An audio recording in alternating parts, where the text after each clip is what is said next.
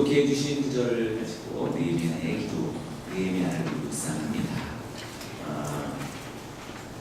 목욕기 지난 2월 첫째 주일 느헤미야의 가설을 통해서 신년을 맞이하는 우리 나아가야 할 바를 묵상한 바가 있는데 이렇게 3개월이 지나서 다시 느헤미야 기도로서 본문을 갖게 되었습니다. 그래서 그때 2월 첫째 주일에 금년도를 어떻게 살아갈 것인지에 대한 느헤미야서 마지막 구절을 묵상했는데요. 오늘 이렇게 금년도를 이렇게 정적을 지나는 5월에 느헤미야의 기도를 통해서 우리가 무엇인가 무너진 삶의 어떤 터전을 다시 일으켜 세우는 그 일에 우리 느헤미야와 같이 쓰임받는 우리 모두가 되었으면 좋겠습니다. 그냥 일반적이고 보편적인 기도가 아니라 느헤미야의 기도입니다. 잃어버린 우리들의 땅, 무너져버린 우리들의 성전, 그리고 그 성벽에 다시 재건을 위하여서 부름받고 쓰임받은 느헤미야가 어떻게 하나님 앞에 기도했기에 그 일을 이루었는지 동일하게 우리도 우리의 삶의 어떤 경계선으로서의 성벽이 무너진 우리 모두의 삶의 그 무너짐을 다시 회복하는 주일이기를 주님으로 축원합니다. 4절부터 우리 묵상했는데요.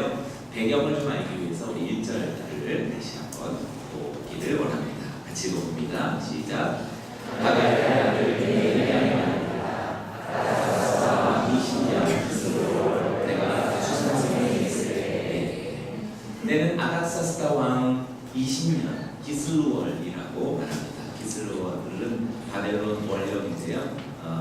태양력으로 말하면 11월 중하순쯤이 되겠고 바벨론 원령으로서 9번째 달이 됩니다.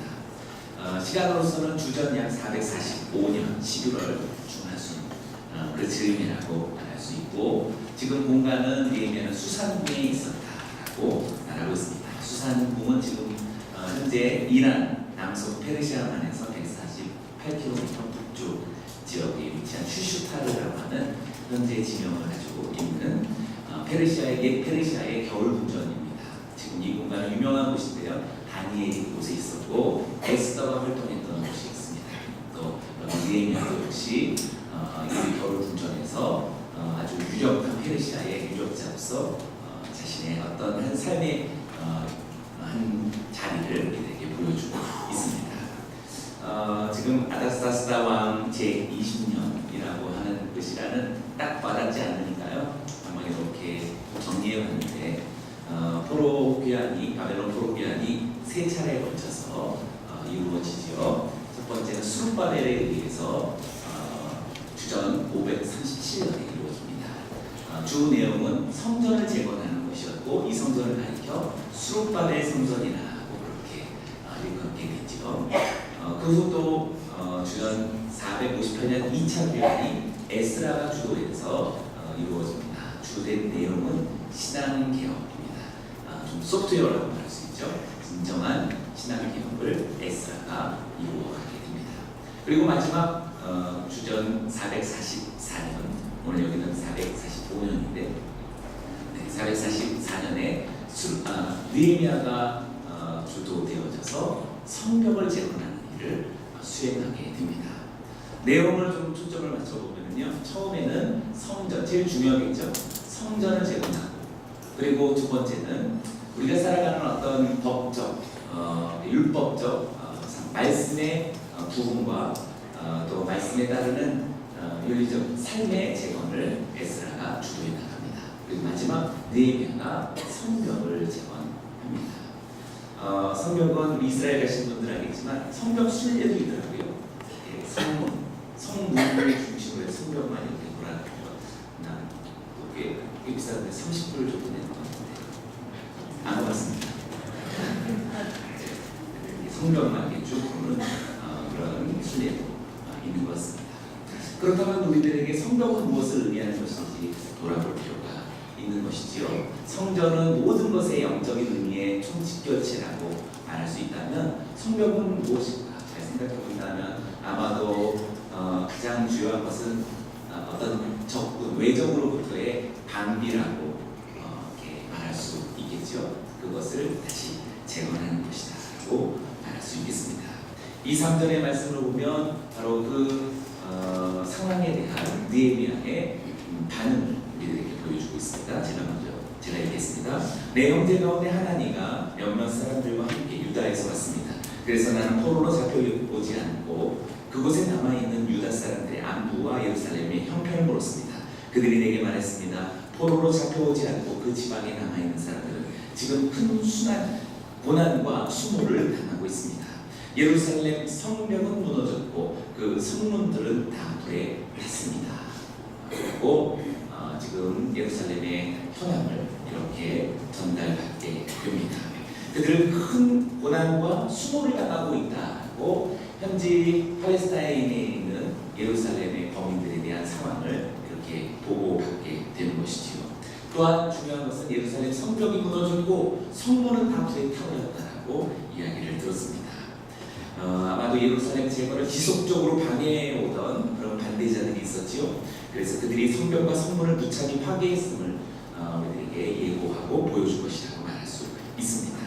성벽과 성문은 적의 공격을 막아낼 수 있는 가장 최후의 그런 방어막이라고 말할 수 있겠죠. 그런데 그것이 무너졌다는 것은 이제 도무지 스스로 지킬 수 없는 형편이 되었다는 것과 같겠습니다. 그때 그 시절에서의 성벽의 의미로만 여기지 않고요. 오늘 딱 우리들의 모습으로 다가오면 혹시 여러분들의 성벽이 무너져서 스스로 어떻게 할 수 없는 영적 가장 소중한 성전이 이제 무너지는 것은 시간만 기다리고 있는 그런 1차 방어선에 성벽이 무너진 삶이 혹시 있으신지요? 하지만 우리들에게 오늘 느헤미야의 기도의 본문이 그것을 경고하고 또 권면하며 새롭게 그것을 재건하는 그런 하나님의 부탁과 능력으로서 오늘 본문이라고 확신합니다. 지금 이 상황에 대하여서 느헤미야가 4절 첫 구절이 그의 반응을 우리에게 보여주고 있죠. 같이 읽어보겠습니다. 시작. 나는 그 말을 듣고 그 말을 주저하자 울고 말았습니다. 나는 그 말을 질투와 슬픔에 잠긴 채 금식하면서 하늘의 하나님 앞에 기도하오며. 4절의 말씀을 읽으면서 무척 감동이 되지만 또 부끄러움도 있었습니다. 우리가 그만 주저앉아 울고 말았다라고 하는 이런 소식들은 주로 어떠한 것들인가 생각해 봅니다. 우리들의 가정에서 우리들의 자녀의 실패, 우리들의 남편과 아내에 대한 어떤 기대치 않았던 너무 충격적인 소식들을 들을 때 우리는 이렇게 주저앉고 울고 맙니다. 라고 하지만 느헤미야는 그것도 당시 세계 최강의 제국의 술반원장이라고 비서실장이나 혹은 경호실장으로 그럴 수 있는 그런 유력한 자리에 있으면서 1600km 떨어진 벌써 다 옛날이야 지난 날이야 라고 100년이나 지나가는 그런 이스라엘의 과거 역사 앞에서 그가 이렇게 주저앉아 울 수 있다는 이 순전한 마음과 이 순결한 영성은 도대체 어디서부터 오는 것인가 굉장히 감동이면서 부끄러움이 있었습니다.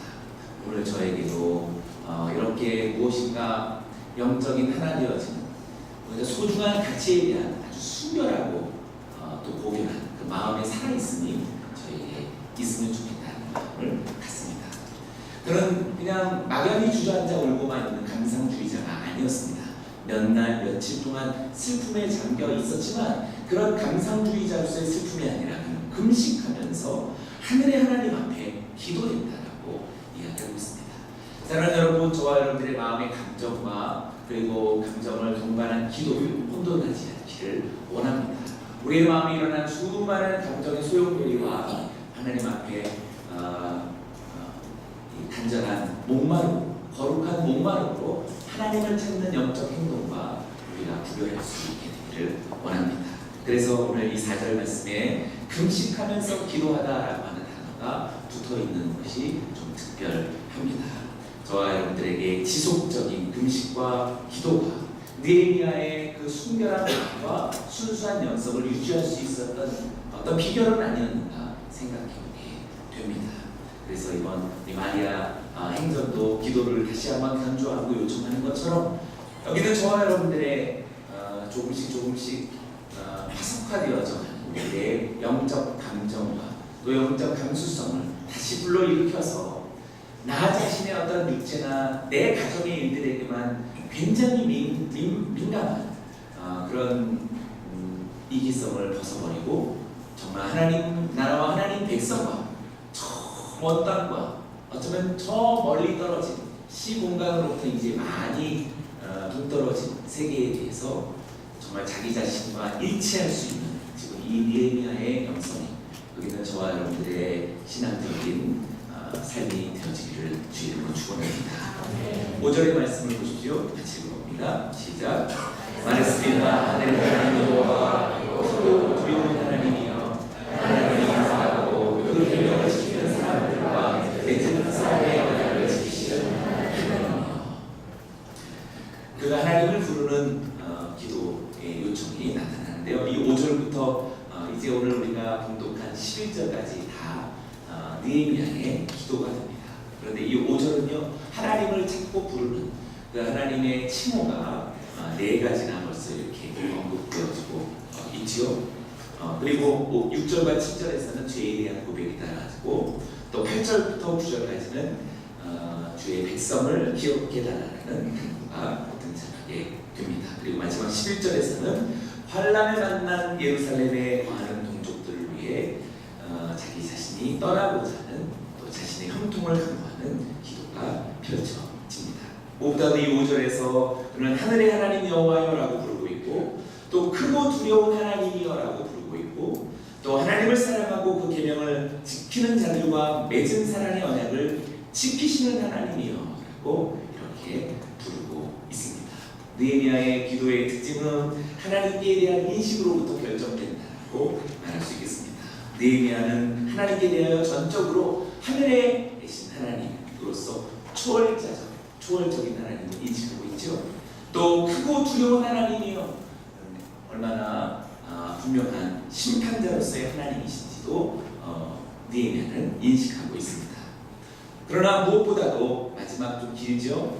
하나님을 사랑하고 그 계명을 지키는 사람들과 맺은 사랑의 언약을 지키시는 하나님이요 라고 말하면서 초월자적인 하나님 또 심판자적인 하나님을 뛰어넘어서 가장 중요한 인식은 이스라엘을 당신의 백성으로 삼으신 언약의 하나님, 사랑의 하나님이시다라는 분명한 인식을 가지고 있습니다.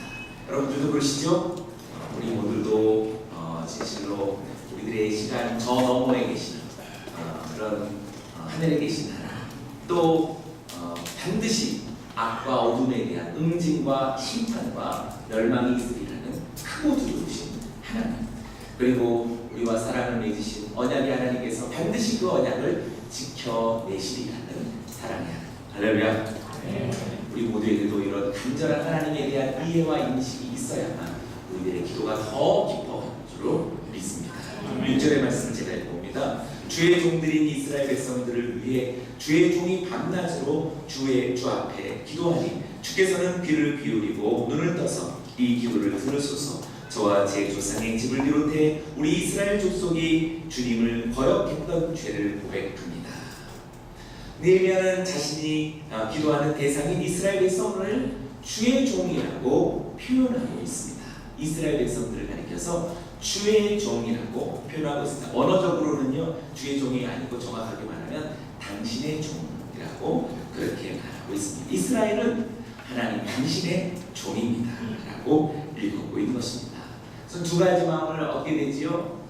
주의 종, 당신의 종으로서 이스라엘은 주님과 그렇게 친밀한 백성이라는 것을 의미하기도 하고 또 한편으로는 주의 백성, 주의 종으로서의 백성이니 이스라엘은 반드시 절대적인 하나님 앞에서의 순종의 관계다라는 것을 깨닫게 됩니다. 어찌 이스라엘뿐이겠습니까? 여기 있는 저와 여러분들도 주의 종으로서의 성도님들이신 줄로 믿습니다.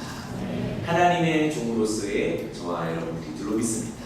우리는 이렇게 하나님과 친밀할 뿐만 아니라 그래서 우리는 하나님의 말씀과 명령에 순종해야 할 그런 정체성을 확인하게 됩니다.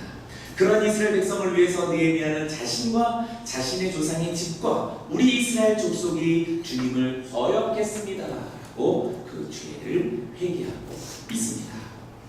이스라엘의 실상과 이스라엘의 죄를 자신의 현재와 자신의 죄와 동일시하고 있는 느헤미야를 보게 되는 것이지요. 그래서 회개의 마음을 갖고 지금 하나님 앞에 무릎을 꿇고 있는 것이죠. 멋있죠? 언제였는지 그래서 1절을 봤잖아요. 아닥사스다 왕지 20년 수상문에서 사실 이스라엘과 관련하려면 관련이 없는 거죠. 제가 미국에서 첫 국회 갔을 때 노무현 대통령께서 시카고로 갔어요. 노무현 대통령 이렇게 서울에 있었던 날입니다. 근데 그 당일날 우리가 야유회를 하기로 했는데 저는 굉장히 이렇게 충격적이었습니다. 국가 원수가 이렇게 뜻하지 않은 충격적인 이 서거로 인해서 한 100석이 하나로서 이 목회자들의 지도자께서 우리 야유회를 좀 연기합시다 그랬더니 몇몇 우리 리더들이 목사님 정신 나가신 목사님이시다 이렇게 이해를 하시는 거예요. 여기 미국이요 미국. 너무 많은 분들이 그렇게 해서 그러면 또 예전에 그냥 하시죠. 그랬죠. 그래서 굉장히 좀 저는 모르겠어요. 제가 또 미국을 오래 살면 또 그런 인식이 오는지는 모르겠지만 저는 그게 조금 아직 예측 안 됐었는데 그렇습니다.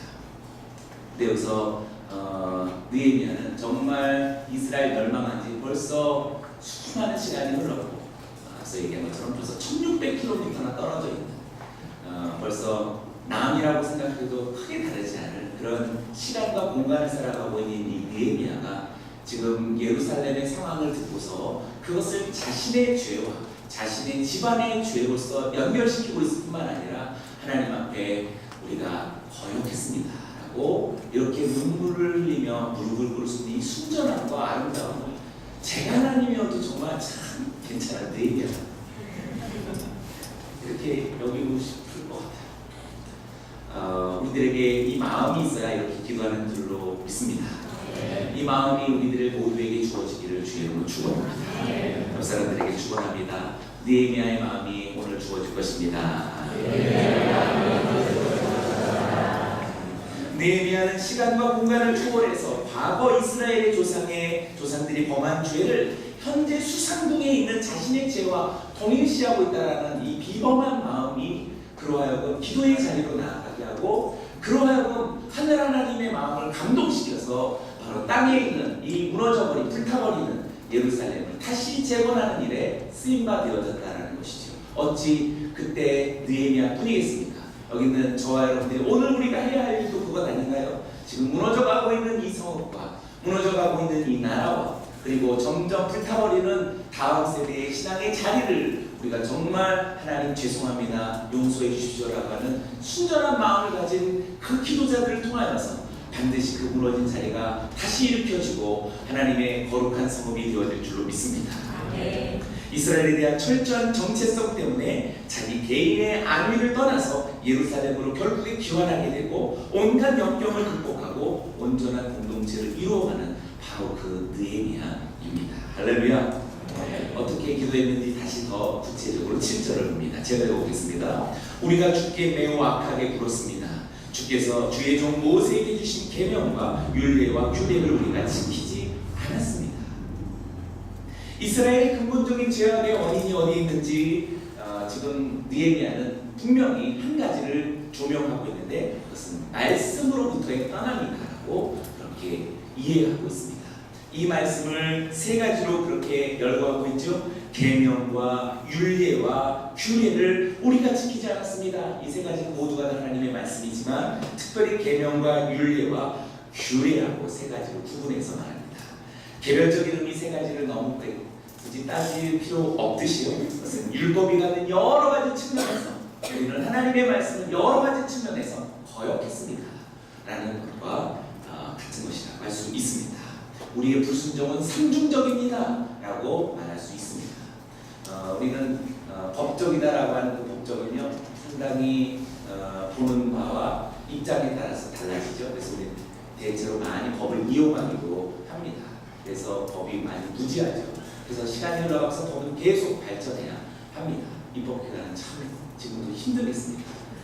사람의 꾀와 또 사람의 이런 어떤 영특함에 대해서 점점 더 그 빈틈을 메워가려고 애쓰고 세상 끝날을 까지 그 일은 멈추지 않을 것이라고 생각합니다. 진정하고 완전한 법칙 하나님의 말씀 앞에 우리들의 인생이 무엇이라고 할 수 있을까요? 오늘 느헤미야는 우리가 지키지 않았습니다 라는 말로써 진실한 자기 고백을 합니다. 사랑하는 여러분이요, 우리가 하나님의 말씀 앞에 얼마나 순전치 않았다라고 하는 이 고백도 우리 모두에게 동일하겠죠? 동일하고 해주시면 좋습니다. 우리는 더합니다라고 그렇게 고백할 수 있기를 원합니다. 우리가 말씀 앞에서 얼마나 신실하지 않는가, 우리가 말씀을 얼마나 진실하게 경청하지 않는가, 우리는 얼마나 하나님의 말씀을 정말 달고오묘한 그 말씀들로서 정말 경외하는 심령으로서 귀 기울이고 있는가, 우리는 삼중적 아니 그 이상으로 여러 가지로 하나님의 말씀 앞에 무관한 자로 그렇게 살아가고 있는 것이지요. 그래서 오늘 8절과 9절 느헤미야는 이렇게 기도합니다. 우리들에게도 소중한 기회가 되고 반전의 사건이 될 것이라고 8절과 9절을 이해할 수 있습니다. 같이 읽어봅니다. 시작. 너희가 만약 죄를 지으면 내가 너희를 여러 민족들 가운데로 보낼 것이고 만약 너희가 내게 돌아와 내 이름을 지키면 너희 보낸 사람들이 할 끝에 있더라도 내가 그를 거기에서 돌아와 내 이름을 위해 정령이 온 곳으로 내려올 것이다 하시지 않았습니다. 느헤미야는 회개하는 중에 모세에게 선언하신 말씀을 기억하고 그 말씀대로 이루어지기를 간구하고 있습니다. 너희가 만약 죄를 지으면 내가 너희를 여러 민족으로 흩어버릴 거야 라는 그 말씀을 기억했고요. 그러나 만약 다시 기도하면 그리고 계명을 지키면 그 흩어진 포로들이 돌아와서 불려 모아서 내 이름을 위해 선택해 놓은 그곳으로 데려올 거야 라고 그렇게 하나님 말씀하신 신명기 말씀, 레위기에도 있지만 신명기 4장 29절에서 31절 또 30절에서 30장 1절에서 4절까지의 말씀들을 기억하고 그 말씀을 가지고 기도하고 있습니다.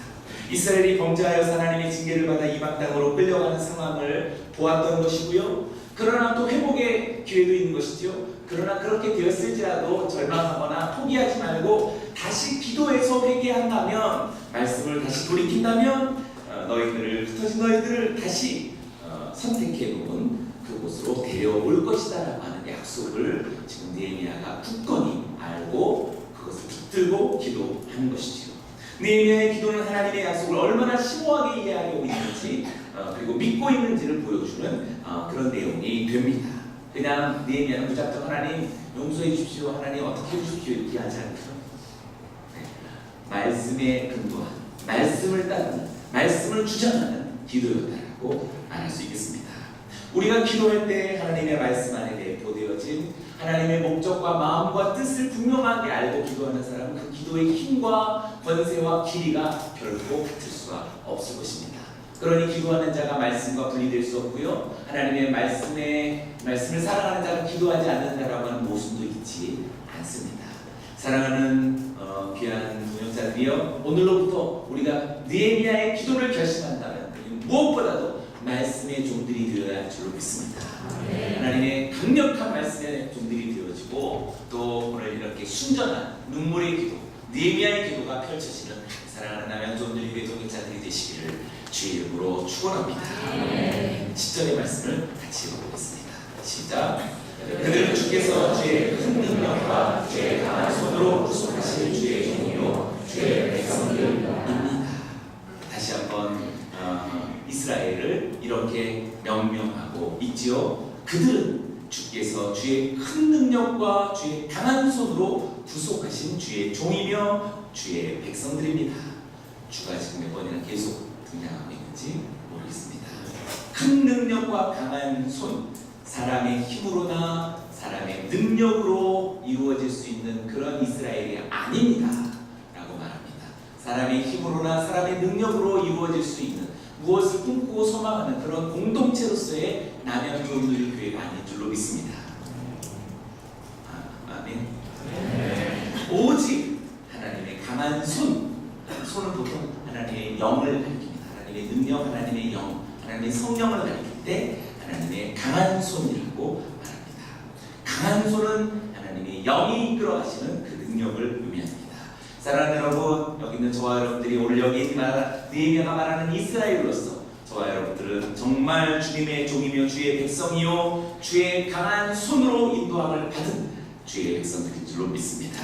11절을 제가 읽어봅니다. 주여, 이 종의 기도와 주의 이름을 경외하는 기뻐하는 주의 종들의 기도에 귀를 기울이소서. 오늘 주의 종이 이 사람 앞에서 은총을 입고 잘 되게 하소서. 그때 나는 왕에게 술을 따라 올리는 사람이었습니다. 마지막 구절인데요, 느헤미야는 자신과 더불어서 함께 기도하는 이들이 있다라고 말하고 있습니다. 그렇죠? 주여, 이 종의 기도와 주의 이름을 경외하기를 기뻐하는 주의 종들의 기도에 귀를 기울이소서. 할렐루야.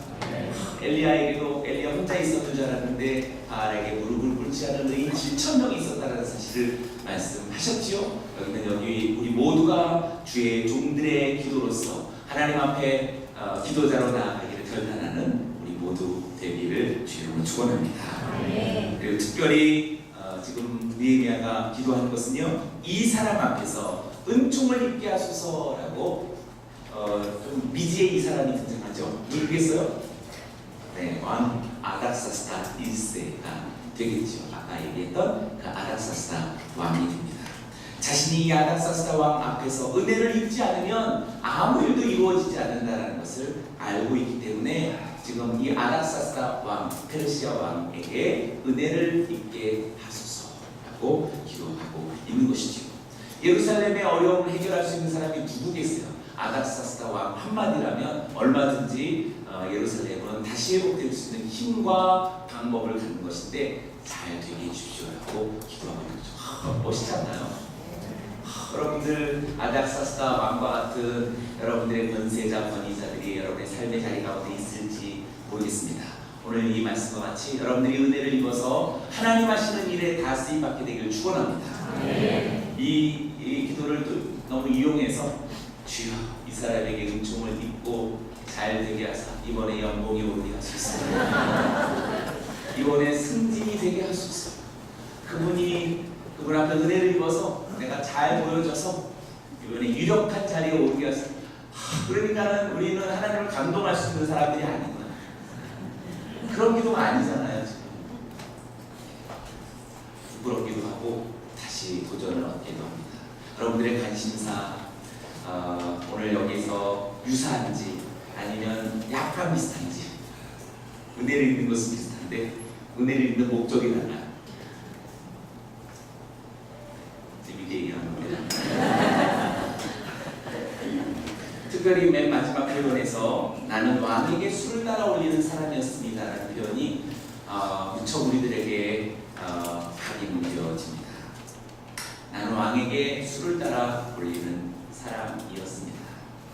이건 신앙적으로 어떻게 생각해야 되나? 이건 직업적인 표현인 것이죠. 아까 얘기했던 술관원이라는 말은 당시 고대 근동의 술관원은 독살의 위험을 보통 이런 음식에 하기 때문에 아주 최측근이 아니면 이 관직을 주지 않습니다. 이 관직은 당시에 때로는 어떤 군사 총사령보다도 더 높은 영향력을 가지고 있는 그런 비서실장 같은, 경호실장 같은 그런 역할을 하는 사람을 말하고 있습니다.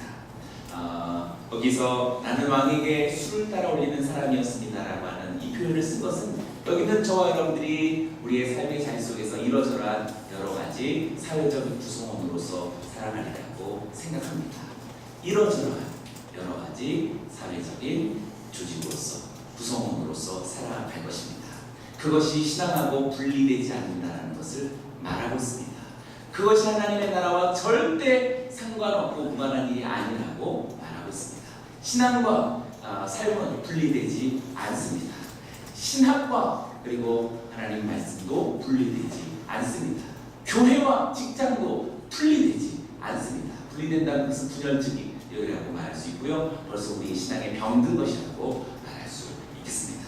사랑하고 존경하는 동역자들이여, 저는 여러분들이 나는 왕에게 술을 따라 올리는 사람이었습니다 라고 말하는 그것을 괄호로 묻고 여러분들이 업의 일들을 말한다면 그 그 일을 통해서 지금 회파되어진 예루살렘에 어떤 일을 이룰 수 있는 것인가를 동일하게 성취해 나가는 저와 여러분들이 되기를 주의 이름으로 축원합니다. 결국 느헤미야는 아나스타스가 왕으로부터 예루살렘으로 갈 수 있는 귀환을 허락받게 되지요. 그리고 성벽 재건할 수 있는 권한의 조서도 받게 되지요. 뿐만 아니라 경제적 지원까지도 보장받게 되지요. 그래서 수많은 대적자들이 있었음에도 불구하고 느헤미야는 힘을 또 용기를 가지고서 이 일을 끝까지 추진해서 성벽을 완성하게 됩니다. 할렐루야. 우리 모두에게도 성벽을 다 이루어가는 2019년 이 5월의 어느 날 되기를 주님으로 축원합니다. 그렇다면 마지막으로 성벽 재건은 무슨 의미를 갖는 것일까? 앞서 1차 수룹바벨이 주동한 성전의 재건이야말로 우리들의 신앙 그 자체를 말하는 것이기에 얼마든지 말할 수 있겠지만, 또 에스라가 말하는 신앙의 개혁이라는 것도 얼마든지 우리가 말할 수 있겠지만, 성벽의 재건은 또 뭔가? 라고 말할 때 그냥 외적에 대한 방비인가? 그럼 외적에 대한 방비는 우리들의 삶에 어떤 것으로 적용해야 되는가? 셀콤을 잘 설치를 하라는 말씀인가? 특정 베이커를 얘기해서 죄송합니다. 뭐 이렇게 보안에 좀 철저하게 하라는 얘기인가? 아니겠죠. 틀림없이 느헤미야가 재건한 이 성벽의 재건은 우리들에게 매우 의미심장한 것을 이해하는 것이라고 지난 2월 첫째 주에 우리 함께 같이 나누었던 말씀의 내용이기도 합니다. 오늘 이 구절을 함께 읽고 마치도록 하겠습니다. 느헤미야에서의 마지막 구절인데요. 공교롭게 느헤미야의 기도로서 끝나고 있습니다. 30절과 31절 한 목소리로 읽어봅니다. 시작.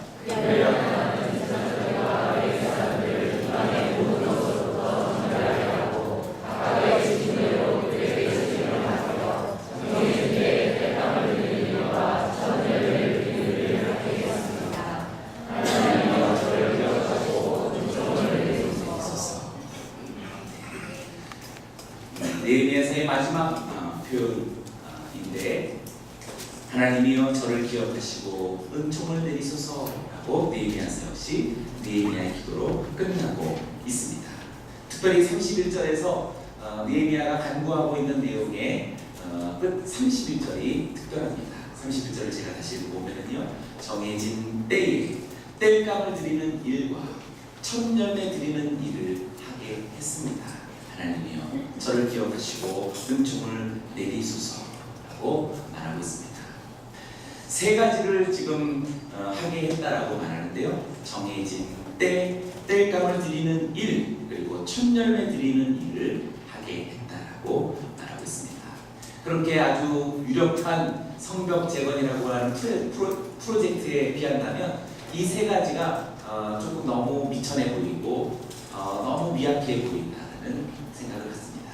그러나 성벽의 몰락은 이렇게 미천하고 미약한 것에서부터 시작했다라고 해도 옳지 않을까요? 포도원을 허무는 여우였다라고 말하고 있습니다. 특별히 정해진 때라는 것은 시간입니다. 그 시간은 하나님과의 관계 속에서의 정해진 때인 것이죠. 그냥 무작정 나 자신에게 이루어지는 그런 시간들, 24시간이 주어진 4시간이 아닌 것입니다. 느헤미야가 기도했다는 그 기도마저도 사실상 하나님과의 관계의 때, 하나님과의 관계를 맺는 시간이라고 말할 수 있지요. 무엇이 인생의 성벽입니까? 우리들의 인생의 성벽은 무엇입니까? 벌써 시간부터 무너지고 있는 것이라고 말할 수 있겠습니다. 어쩌면 여러분들이 시간이 쫓기고 급해서 하나님의 시간들을 포기하고 있다는 것은 지금 역행하고 있는 것이라고 말할 수 있겠습니다. 너무 바쁘고 분주한 나머지 하나님과의 정해진 시간들을 다 놓쳐버리는 거예요. 다 잃어버리는 거죠. 주일 예배마저도 잃어버리고, 그리고 자기 자신에게 맡겨진 직무의 때마저 다 포기해버리고 맙니다. 그러나 느헤미야는 기도합니다. 정해진 때에 하나님 앞에 드리게 하옵소서. 사랑하는 여러분, 여러분의 시간이 무너지지 아니하기를 주의 이름으로 축원합니다. 두 번째는 세 번째에 나타난 첫 열매 드리는 것을 하겠습니다라고 말하고 있습니다. 첫 열매는 하나님의 것입니다. 첫 소사는 늘 하나님의 것이었죠. 그래서 우리는 헌금이라고 하는 정확한 우리들의 예물을 우리 하나님 앞에 드립니다. 어쩌면 우리는 11조도 이것은 내 것이 아니다라고 11조 하기도 합니다. 우리는 이렇게 하나님의 것은 하나님에게, 그리고 내가 쓸 것은 또 내가 쓸 것으로 구별해가는 법을 배워가기 시작합니다. 그런데 우리들의 마음의 삶이 바쁘고 경제적 여건이 어려워가면서 점점 더 이 구분이 어려워집니다. 이 구분이 없습니다. 11조? 지금 11조 같은 소리 하고 있는 지금 너무 지금 주의하는 것 같아요. 표현이 강했나요? 나의 물질과 나의 물질의 모든 관계에서 하나님에 대한 이해 방식이 전혀 사라지고 있는 것이 성벽이 무너지고 있는 것이다라고 말할 수 있습니다. 경건한 자들을 잘 살펴보십시오. 성실한 자들을 잘 물어보고 교제해 보십시오. 그분은 분명히 11조를 하고 있을 뿐만 아니라 11조 이외에 자신의 삶에 많은 물질들을 주일 봉사하면서 수모임을 하면서 이런저런 모임을 하면서 아울질하면서 11조가 아니라 10의 2조까지도 10의 3조까지도 계속 그의 물질은 다 하나님의 일을 위해서 쓰고 있다는 것을 보게 됩니다. 할렐루야. 네. 마지막 세 번째, 땔감을 드리는 일이었습니다. 이 땔감을 드리는 일은 바로 우리가 만나는 수많은 관계 속에서 이루어진다고 할 수 있습니다. 우리는 벌써 관계적인 존재들이죠. 남편과 아내가 있고 부모와 자녀가 있습니다. 뿐만 아니라 우리 직장에서 수많은 사람들과 만나고 업체와 거래합니다. 이 모든 것들이 우리의 삶의 가장 중요한 초점이요, 우리의 삶의 모든 것을 지배하고 있는 그런 부분이라고 말할 수 있겠지만 땔감을 드리는 일을 하겠습니다. 무슨 땔감인가요? 그것이 바로 지금 레위기서 1장 12절에서 13절에 이 땔감의 용도가 나타나지요. 제가 읽어보겠습니다. 제단 위에 불은 그곳에서 계속 타고 있어야 하고 꺼져서는 안 된다. 아침마다 제사장은 나무를 가져다 제단 위에 불을 붙이고 그 위에다 화목제물의 지방에 있는 부위를 불태워야 한다. 그 불은 제단에서 계속 타올라야 하며 꺼져서는 안 된다. 라고 주님 제단을 불피우는 그 불을 위한 제목이 땔감이라고 말하고 있습니다. 우리들의 성벽의 무너짐은 무엇으로 오는가? 벌써 관계에서부터 나타난다라고 할 수 있습니다. 우리들의 관계는 남녀의 관계, 부부의 관계, 자녀의 관계, 직장에서의 관계, 업체로서의 관계, 모든 관계를 망라하고 다 하나님 앞에서의 관계로부터 시작하는 것이라 할 수 있겠습니다. 하나님 앞에서의 관계를 잃어버린 채 누구를 만나서 어떤 관계를 한들 그 관계가 무슨 의미가 있겠고 어떤 성공이 있겠습니까? 하나님의 제단 앞에서 불은 꺼져버렸는데 다른 사람과의 수많은 재무와 또 비즈니스의 관계는 잘 되기를 바라는 이런 어처구니 없는 모순은 무엇이라고 말할 수 있겠습니까? 느헤미야의 슬픔과 강력한 기도는 바로 이 불을 다시 피우기 위한 그런 열정이었다고 말할 수 있겠습니다. 벌써 새해가 됐고 5월에 접어들었고 연초에 가졌던 하나님을 향한 열정도 벌써 지친 나머지 꺼져가기 십상할 것입니다. 그때 오늘 느헤미야의 기도를 통해서 다시 우리의 마음에 불을 지피고 있습니다. 작고 소박하지만 하나님 앞에 땔감을 드리면서 우리들의 모든 관계가 의미를 갖고 그 모든 관계가 하나님 앞에 온전하여지기를 바라는 느헤미야의 성벽의 재건이 오늘 우리 모두에게 이루어지기를 주의 이름으로 축원합니다. 네. 하나님 영광의 박수 올려드립니다.